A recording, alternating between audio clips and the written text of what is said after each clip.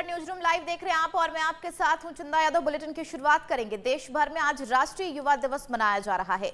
इस मौके पर देश के प्रधानमंत्री नरेंद्र मोदी ने महाराष्ट्र से युवाओं को संबोधित किया और युवाओं को आगे बढ़ने के मंत्र दिए हैं। इसके अलावा यूपी के सीएम योगी आदित्यनाथ ने युवाओं को संबोधित किया और उनसे संवाद करके उज्जवल भविष्य की बधाई दी है। कलाकार कर रहे हैं। आज स्वामी विवेकानंद जी की जयंती है और आज के दिन पूरा भारत इसे युवा दिवस के रूप में मनाता है।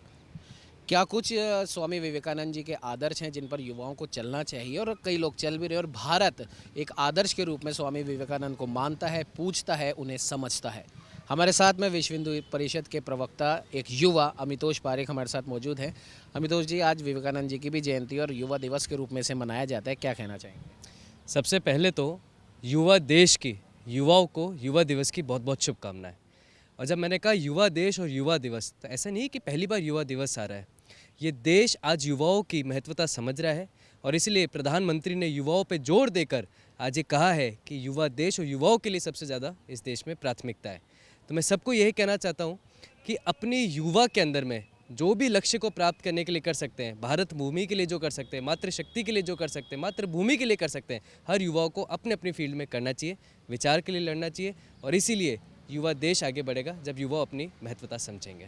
बिल्कुल अमितोष जी, एक सबसे बड़ी बात है, स्वामी विवेकानंद जी को आज याद किया जा रहा है। तो कहीं ना कहीं स्वामी विवेकानंद जी को मान सकते हैं कि वो एक पहले व्यक्ति थे जिन्होंने राष्ट्र प्रथम की बात कही थी। बिल्कुल नहीं, स्वामी विवेकानंद जी ने राष्ट्र प्रथम की बात कही थी और उन्होंने विश्व जाके पूरे विश्व भर में घूम के इस भारत का मान बढ़ाया, अपने माथे पे केसरिया साफा पहन के भारत का मान बढ़ाया। और आज ये हमारी भी जिम्मेदारी है। स्वामी विवेकानंद ने कहा था कि इस देश का युवा जब अपनी जिम्मेदारी समझने लग जाएगा तब इस देश का भविष्य उज्ज्वलता की ओर बढ़ेगा। और मुझे लगता है कि आज इस देश का युवा अपनी जिम्मेदारी समझने लगा है। उसके कण कण में, उसके रग रग में, उसके नस नस में विचार है देश की उन्नति का, देश के भविष्य का। और इसलिए युवा जो है अपने भविष्य को समझते हुए वर्तमान में वो मेहनत कर रहा है जो देश को उन्नति की ओर लेके जा रहा है। एक आखिरी सवाल ये है कि पिछले 4.5-5 साल में कांग्रेस के शासनकाल में कहीं ना कहीं युवाओं के साथ, युवाओं की उम्मीदों के साथ, युवाओं के सपनों के साथ कुठाराघात हुआ। वर्तमान भजनलाल जी की सरकार से युवाओं को काफ़ी कुछ उम्मीदें हैं। हालांकि भजनलाल सरकार ने तुरंत, हम कह सकते हैं, तेज़ी दिखाते हुए पेपर लीक जो पिछली सरकार में बड़ा मुद्दा था उस पर कार्रवाई करते हुए 10 जनों को गिरफ्तार भी कर लिया है और आगे भी इस पर कार्रवाई जारी है। क्या कहना चाहेंगे वर्तमान सरकार से? देखिए, सुशासन दिवस भी बनाया जा रहा है, सुशासन काल भी हम इसे कहेंगे। और सुशासन काल इसलिए कहा जा रहा है क्योंकि जब से भारतीय जनता पार्टी ने की सरकार राजस्थान में बनी है, युवाओं को एक राहत की सांस आई है। जिन युवाओं के पेपर लंबे लंबे चल के आने के बाद भी लीक हो गए और राज्य सरकार ने उसकी जिम्मेदारी नहीं ली और बल्कि अपनी जिम्मेदारी न लेने के बजाय दूसरी सरकारों के उदाहरण देने लगे, इससे बड़ी युवाओं की अवहेलना क्या होगी और उल्लासना क्या होगी। आज युवा सुशासित है, युवा सशक्त है और युवा अपने आप को एक सिक्योर महसूस कर रहा है। क्यों कर रहा है? क्योंकि जिस तरह से सरकार ने आते ही सबसे पहला कदम युवाओं के लिए करा, बेरोजगारी के लिए करा और ये दिखाया कि हम युवाओं के साथ खड़े हैं, इसलिए आज युवा भारतीय जनता पार्टी को उम्मीदों की ओर देख रहा है और भारतीय जनता पार्टी कण कण में, दिन दिन और प्रत्येक दिन में युवाओं के लिए तत्पर है। ये थे मेरे साथ अमितोष पारेख। इनका साफ तौर पर कहना है कि आज के दिन, युवा दिवस के दिन, कहीं ना कहीं जो राजस्थान का ही नहीं बल्कि देश भर का जो युवा है, स्वामी विवेकानंद जी की जयंती के इस अवसर पर कहीं ना कहीं उनके उन विचारों को, उनके शब्दों को आत्मसात कर रहा है। और वर्तमान भाजपा सरकार की अगर हम बात करें तो अमितोष का साफ तौर पर यह कहना है कि युवाओं के साथ जो पिछले सरकार में जो कुठाराघात हुआ, वर्तमान सरकार उस कुठाराघात को सही करने में अपने कदम उठा चुकी है और आने वाले समय में युवाओं के साथ न्याय होगा। युवाओं के सपने कैसे सरकार हों, इस और भी ये वर्तमान सरकार जरूर काम करेगी। सहयोगी कैमरामैन अजय के साथ उमंग माथुर, नवतेज टीवी, जयपुर। राजस्थान में रेलवे के विकास और यात्रियों की सुविधाओं के लिए अनेकों कार्य किए जा रहे हैं। अमृत भारत स्टेशन योजना के तहत स्टेशनों का विकास कार्य किया जा रहा है। इसी कड़ी में जयपुर के सांगानेर स्टेशन के औद्योगिक और व्यापारिक महत्व को देखते हुए यहां अनेकों कार्य किए जा रहे हैं। स्टेशन के विकास के लिए 35 करोड़ की लागत से विकास कार्य कराए जाएंगे और इसके अलावा जयपुर सवाई माधोपुर रेल लाइन के दोहरीकरण कार्य के दौरान सांगानेर स्टेशन पर लाइनों की संख्या 3 से 5 की जाएगी। साथ ही दूसरी नई बिल्डिंग के लिए ticket parcel office, retiring room, concourse area, उद्घोषणा प्रणाली की सुविधा, सर्कुलेटिंग एरिया का विकास किया जाएगा।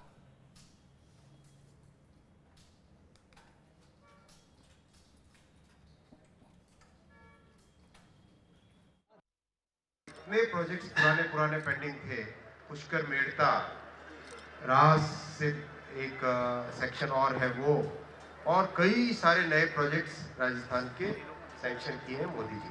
तो मोदी जी का राजस्थान के प्रति एक विशेष जो प्रेम है, विशेष सद्भावना है, उसके कारण राजस्थान में रेलवे का पूरा डेवलपमेंट तेजी से आगे होगा। आज मैं यहाँ से आगे गांधीनगर स्टेशन देखूंगा, गांधीनगर सांगानेर स्टेशन देखने जाऊंगा। माननीय मुख्यमंत्री जी ने और माननीय सांसद महोदय ने दोनों ने रिक्वेस्ट किया था कि क्या हम सांगानेर स्टेशन को इस अमृत भारत स्टेशन योजना में जोड़ सकते हैं वर्ल्ड क्लास बनाने के लिए। तो सांगानेर स्टेशन को अमृत भारत स्टेशन की योजना में आज जोड़ा गया। तो राजस्थान में 84 स्टेशन हो जाएंगे पूरे वर्ल्ड क्लास बनेंगे। अलवर में चोरी की वारदातें थमने का नाम नहीं ले रही है। शहर के कोतवाली थाना क्षेत्र के अंतर्गत शिवालपुर मोहल्ले में 2 चोर ई रिक्शा की बैटरी चोरी कर ले गए। पीड़ित ने बताया कि उनका रिक्शा बाहर खड़ा था, तभी कुछ चोरों ने मौका पाते ही रिक्शे की बैटरी चोरी करके फरार हो गए, जिसकी घटना सीसीटीवी कैमरे में कैद हो गई। वहीं पुलिस ने पीड़ित की शिकायत पर मुकदमा दर्ज कर लिया है और आरोपियों की तलाशी तेज कर दी है।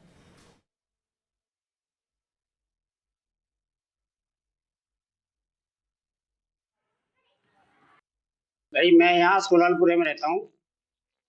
ये प्लॉट नंबर 27, इसकी नंबर 9 खजाना के बगल में रही मोहल्ला है मेरा, और मंदिर थाना मेरा मकान है। वहाँ पर मेरी एक रिक्शा खड़ा रहता है। वहाँ से शनिवार की रात को चोरी होगी 2 बैटरियाँ, और वो बैटरी मैंने मेरे पार्सल से आगे मोड़ पे जैन बसरे के पास में उस CCTV से उनकी फोटो दी निकलवाई है। तो उन्होंने मैं मास्क कर रखा था और हेड लगा रखा था नाइट में। तो 1:43 पे वो वहां से निकले। ये उस टीवी के उस माध्यम से पता लगा है मेरे को। तो मामला तो निकाल दिया था? नहीं, मैं रिपोर्ट करना नहीं सोच रहा था। तो किसी ने बताया था भाई यार अपने मोहल्ले में ये पीछे की साइड किसी से पता कर ले, तो मैं नहीं पता करता हूँ। तो किसी ने कि यार ये अपने मस्ती के रहने वाले हैं, कोई बात नहीं, ले दे कर लेना। फिर मैं ले दे के चक्कर में उनसे इंतजार करता रहा। अब बिगड़ सकल कटुमर उपखंड मुख्यालय पर स्थित पंचायत समिति परिसर में उपखंड स्तरीय जन सुनवाई शिविर में विधायक रमेश खींची ने लोगों की समस्याएं सुनी हैं। शिविर एसडीएम सुनील झिंगोनिया की अध्यक्षता में संपन्न हुआ, जिसमें करीब 70 शिकायतों की सुनवाई की गई, जिनमें मौके पर ही 1 दर्जन लोगों की समस्याओं के समाधान भी हुए। इस दौरान विधायक रमेश खींची ने आम जनता से शिविर के माध्यम से अपने ज्यादा से ज्यादा गाँव की समस्या लेकर उपस्थित होने का आह्वान किया और शिकायत का निराकरण नहीं होने पर संबंधित अधिकारियों से मिलने की अपील भी की।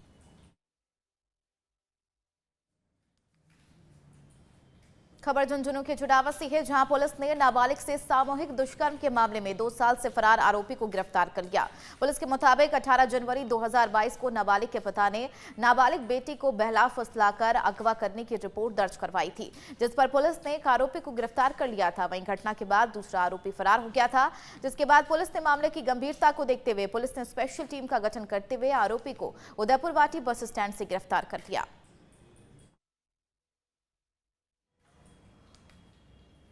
झुंझुनू के चिरावा पंचायत समिति के वीसी हॉल में जन सुनवाई कार्यक्रम का आयोजन हुआ। चिरावा उपखंड अधिकारी ब्रजेश गुप्ता ने लोगों की समस्याओं को सुना और मौके पर मौजूद अधिकारियों को जरूरी दिशा निर्देश दिए। इस दौरान कुल 22 परिवादी सामने आए और इनमें एक परिवार का मौके पर ही निस्तारण किया गया, जबकि शेष परिवारों के निस्तारण हेतु संबंधित विभाग को निर्देशित किया गया। इस दौरान उपखंड स्तर के विभिन्न विभागों के अधिकारी मौजूद रहे।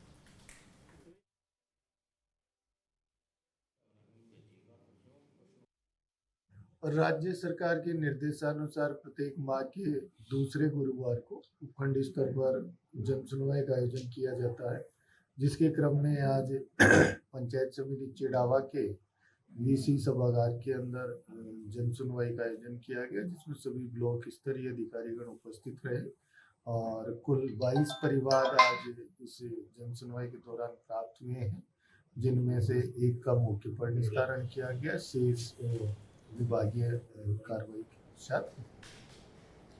प्रदेश की उप मुख्यमंत्री दिया कुमारी भीलवाड़ा पहुंची, जहां जिला भाजपा कार्यालय में उनका जोरदार स्वागत किया गया। कार्यक्रम को संबोधित करते हुए कहा कि सत्ता में रहते हुए पार्टी के सभी लोगों को अनुशासन में रहना है और किसी भी कार्यकर्ता को सत्ता का घमंड नहीं करना है। उन्होंने कहा कि जब हम सत्ता में नहीं थे तब से ज्यादा हमें अब मेहनत करनी है। इसके अलावा उन्होंने राम मंदिर प्राण प्रतिष्ठा को लेकर 22 जनवरी के दिन दीपावली की तरह मनाने की अपील की।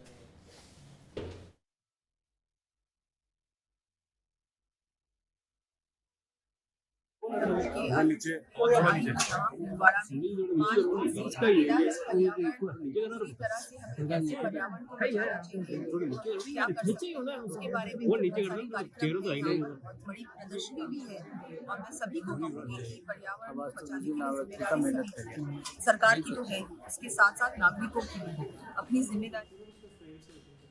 कांग्रेस पार्टी के केंद्रीय नेतृत्व के नेताओं को रामलला प्राण प्रतिष्ठा कार्यक्रम का निमंत्रण ठुकराना भारी पड़ रहा है। शीर्ष नेताओं के इस फैसले से कई कांग्रेस नेता और पदाधिकारी नाराज हैं और कोर्ट में कांग्रेस के कई पदाधिकारी और कार्यकर्ताओं ने कांग्रेस छोड़ दी। इन नेताओं का कहना है कि वो किसी पार्टी को ज्वाइन नहीं करेंगे, बल्कि अयोध्या राम मंदिर निमंत्रण पत्र बांटने, घर घर पीले चावल बांटने के साथ ही हिंदू संस्कृति को बचाने और युवाओं को जोड़ने का काम करेंगे। मैंने लगातार 10 साल कांग्रेस पार्टी में काम किया। NSUI से लेकर यूथ कांग्रेस से लेकर मेन कांग्रेस में भी लगातार काम किया और जब जब कांग्रेस के प्रदर्शन हुए उनमें लाठियां तक खाई, लेकिन हिंदू विरोधी भावना कांग्रेस पार्टी ने रखी। तो उससे मेरा मतलब कल जब मुझे पता चला कि राम मंदिर उद्घाटन के कार्यक्रम में कांग्रेस पार्टी के शीर्ष नेतृत्व ने उनका निमंत्रण ठुकराया। जिस पार्टी के हम कार्यकर्ता हैं, हम भी हिंदू हैं, लेकिन निमंत्रण ठुकराना ये हिंदुओं के साथ बहुत बड़ा खिलवाड़ किया गया है। हमारी भावना आहत हुई है। इस वजह से मेरी भावना आहत हुई है और हमारे पूर्वज भी यही चाहते थे, हमारे माता पिता से लेकर सारे सनातन प्रेमी यही चाहते थे कि भारत देश हिंदुओं का है और इसमें हिंदू राम मंदिर बनना चाहिए। आज राम मंदिर बना तो इसकी मतलब पहली बार जीवन में ऐसा लग रहा है कि जनवरी के महीने में भी दिवाली आ रही है। लेकिन कांग्रेस पार्टी ने जिस प्रकार हिंदू विरोधी होकर आज राम मंदिर के उद्घाटन के निमंत्रण को ठुकराया है, उससे आहत होकर मैं अपने कांग्रेस पार्टी से इस्तीफा देता हूं। खेड़ली की बेटी नेहा जैन साध्वी बनने जा रही है। जैन साध्वी बनने के लिए 3 दिवसीय कार्यक्रम का आयोजन किया गया, जिसके लिए वे श्वेतांबर पालीवाल जैन मंदिर पहुंची और भगवान मुनि शुभ्रत के समक्ष नारियल चढ़ाकर पूजा अर्चना की और जैन साध्वी जीवन में सफल होने की प्रार्थना की। बता दें, कल यानी 13 जनवरी को बंदोरी की रस्म पूरी होगी। इसके अगले दिन विशाल बार घोड़ा निकाला जाएगा। बताया चले, नेहा जैन के छोटे भाई अरिहंत जैन भी जैन मुनि के दीक्षा ले चुके हैं।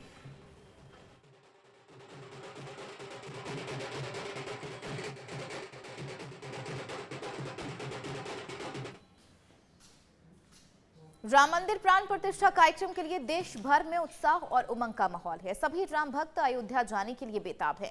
इसी को लेकर जालौर के भीनमाल स्थित नीलकंठ महादेव मंदिर से 2 बच्चे स्केटिंग करते हुए अयोध्या के लिए रवाना हुए। विश्व हिंदू परिषद जिला अध्यक्ष वचन सिंह राव ने नीलकंठ महादेव मंदिर से भगवा झंडे दिखाकर बच्चों को रवाना किया। बच्चों के परिजन भिखाराम चौधरी ने बताया कि उनकी इस यात्रा में 10 से 12 दिनों का समय लग जाएगा। रास्ते में उनके परिजन साथ में रहेंगे। बच्चों के साथ खाने पीने के लिए एक वाहन भी साथ में चलता रहेगा।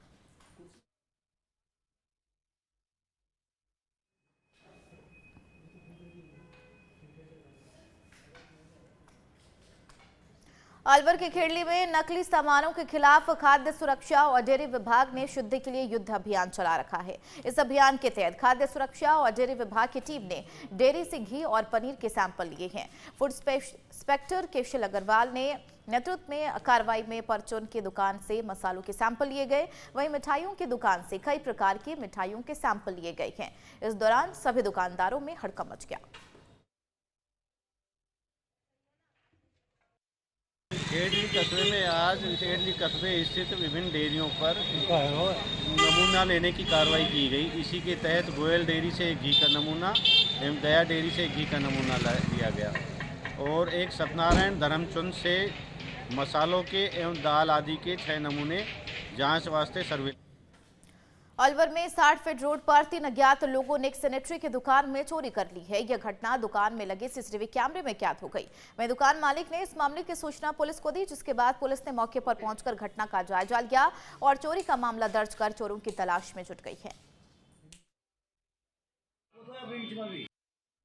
मैं नंदलाल गुप्ता बोल रहा हूँ। 10 तारीख को करीबन 1:45 बजे 3 बंदे आए हैं।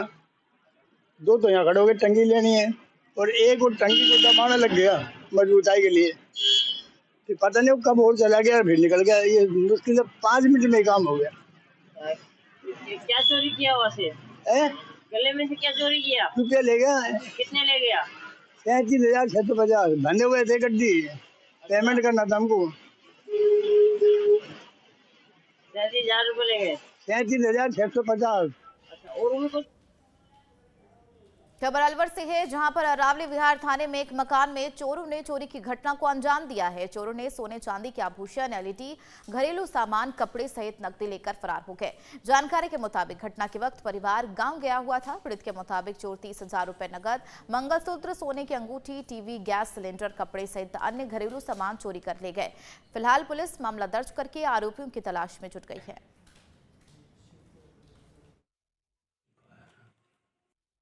हम गांव गए हुए थे तो हमारा आया तो हमको लॉक टूटा हुआ मिला था हमारा, और उसमें से सामान चोरी हो गया था। कितना सामान चोरी हुआ? सामान 30,000 रुपये कैश थे, और एक अंगूठी थी, एक मंगलसूत्र था, और गैस सिलेंडर थे, और एलईडी थी, ये चोरी हो गए थे। और सर्दियों के कपड़े भी चोरी हो गए थे। कौन से गाँव गए थे? गाँव बिचगांव, लक्ष्मणगढ़।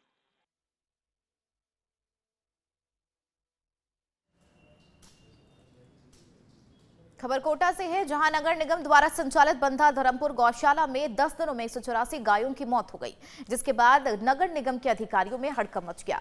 कोटा दक्षिण नगर निगम आयुक्त सरिता सिंह ने अधिकारियों के साथ पहुंचकर गौशाला का निरीक्षण किया और व्यवस्थाएं सुधारने के निर्देश दिए हैं। पार्षद जितेंद्र सिंह का कहना है कि कोटा नगर निगम द्वारा संचालित बंधा धर्मपुर गौशाला में लगभग 2,800 गाय हैं, जिसमें पिछले 10 दिनों में 184 गायों की मौत हो चुकी है। रोजाना 1 से 1.5 दर्जन गायों की मौत हो रही है।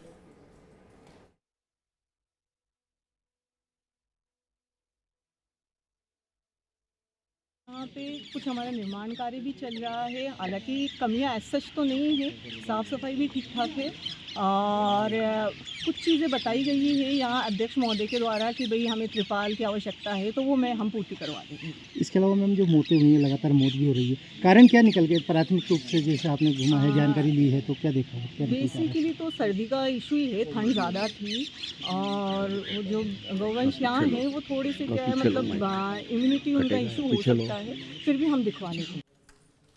खबर श्रीगंगानगर से है, जहां मजदूर के घर में आग लग गई। यह आग शॉर्ट सर्किट की वजह से लगी है, जिसमें घर में रखा सामान जलकर राख हो गया। जानकारी के मुताबिक पीड़ित ने बेटी की शादी के लिए सामान घर में रखा था, जो आग की वजह से जल गया।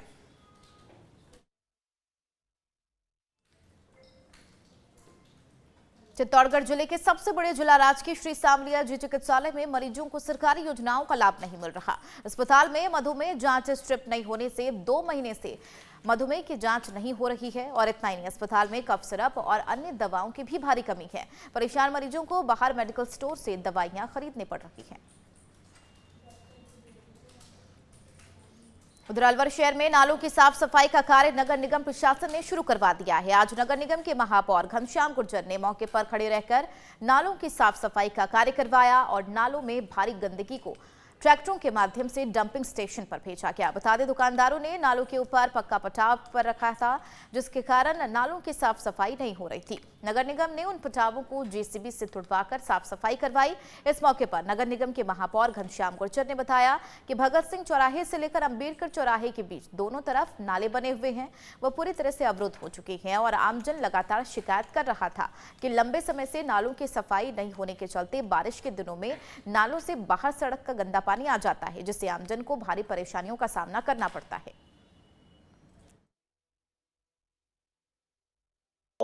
जो ये भगत सिंह से लेकर अंबेडकर वाला जो दोनों तरफ की जो नाली और नाले बने हुए हैं, ये पूरे अवरुद्ध हुए पड़े हैं। अब बार बार आमजन की भी शिकायत है और यहाँ वार्ड पार्षदों की भी, सबकी शिकायत ये है कि नालियाँ साफ नहीं हो पा रही हैं, नाले साफ नहीं हो रहे हैं, जिसके कारण से बाहर रोड पे पानी आ रहा है। इन सब चीज़ों को देखते हुए जिन लोगों ने बाहर नालों पे अतिक्रमण कर लिए, अंदर बेसमेंटों में गाड़ियां नहीं खड़ी करके बाहर उन्हीं नालों पे गाड़ियां खड़ी कर रहे हैं और इसके कारण से बहुत ज़्यादा आम जन को खबर सिरोही के आबू रोड से है, जहां श्री राष्ट्रीय करणी सेना के जिला सचिव सुरेंद्र सिंह को जान से मारने की धमकी मिली है। आरोपी ने फोन कॉल कर सुरेंद्र सिंह से अभद्र भाषा और गाली गलौज की और उन्हें जान से मारने की धमकी दी, जिसके बाद श्री राष्ट्रीय करणी सेना के जिला सचिव सुरेंद्र सिंह ने थाने जाकर अज्ञात व्यक्ति के खिलाफ रिपोर्ट दर्ज कराई है और आरोपी के खिलाफ कार्रवाई कर गिरफ्तार करने की मांग की। थानाधिकारी बलभद्र सिंह के निर्देश पर पुलिस मामले की जांच में जुटी है। मैं घर पे खाना खा रहा था तो अज्ञात व्यक्ति का फोन आया, मुझे जान से मारने की धमकी दी और मैंने इस में पुलिस थाना सदर के अंदर कंप्लेन दर्ज कराई थी और आज 4 दिन हो गए इस बात को लेकर। मैं सीआई साहब को 2 बार निवेदन भी करा और कोई रेस्पॉन्स नहीं आया है। सोमवार की तारीख है 8 तारीख को कुछ अज्ञात नंबर ही सर मिलने वाला था, किसी का नाम नहीं आ रहा उसके अंदर, अज्ञात नंबर का ही है। आपको जान से मारने की धमकी दी, गाली गलौज करा उसने मेरे साथ में और ये वारदात मेरे साथ हुई है। मांग विकसित भारत संकल्प यात्रा टोंक जिले के ग्राम पंचायत रजवास पहुंची, जहां पर विधायक राम सहाय वर्मा और सरपंच काना राम चौधरी ने विकसित भारत संकल्प यात्रा रथ का स्वागत किया है। कार्यक्रम का शुभारंभ विधायक राम सहाय वर्मा ने मां सरस्वती के समक्ष दीप प्रज्वलित कर किया। इस दौरान केंद्र की योजनाओं को ग्रामीणों को जानकारी दी गई। वहीं कुछ ग्रामीणों ने निवाई वन क्षेत्र में हो रही अंधाधुंध पेड़ों की कटाई, अवैध खनन को लेकर विधायक से शिकायत की और लापरवाह अधिकारियों के खिलाफ सख्त कार्रवाई की मांग की है। विधायक राम सहाय वर्मा ने अधिकारियों कर्मचारियों को हिदायत देते हुए कहा कि अपनी पुरानी प्रवृत्ति बदल ले या फिर अपना ट्रांसफर कहीं और करा ले। निवाई पिपलू विधानसभा में कैंसर हो चुका है, अब उसको धीरे धीरे समाप्त किया जाएगा। ये तो देखो आपके चैनल के माध्यम से बताऊं, ये तो आपको ही पता है कैंसर हुआ है। जितना बजरी चोर के नाम से जो आदमी इतना फेमस रहा है, उस आदमी ने कभी किसी का फ़ोन नहीं उठाया। तो अब ये जो बीमारियां रह गई, अब ये छोटी मोटी बीमारी तो वैसे ट्यूब से और मरहम से सही हो जाती है, अभी कैंसर है तो इसकी थेरेपी देनी पड़ेगी और धीरे धीरे जितने भ्रष्टाचार है उनका खुलासा करेंगे और इनको इलाज करेंगे। किस तरीके से विधानसभा क्षेत्र में कैंसर फैला रहा है, किस तरीके से इसको ठीक किया जाएगा? अभी तो चैनल के माध्यम से आप लोग ही बता सकते हो, मेरे कहने से तो कुछ नहीं है, क्योंकि मैं तो पिछले लगातार 5 साल से कंटिन्यू था और जनता का विश्वास था और जनता की वजह से मुझे टिकट मिला रहा, जनता ने मुझे जीता। भरतपुर से वैर विधानसभा से विधायक बहादुर सिंह कोहली ने जीत के बाद धन्यवाद रैली निकाली है। इस रैली में विधायक बहादुर सिंह कोहली का जगह जगह साफा माला और चांदी का मुकुट पहनाकर स्वागत किया गया। इस दौरान विधायक बहादुर सिंह कोहली ने कहा कि अब डबल इंजन की सरकार बन जाने से देश और प्रदेश विकास के पथ पर होगा।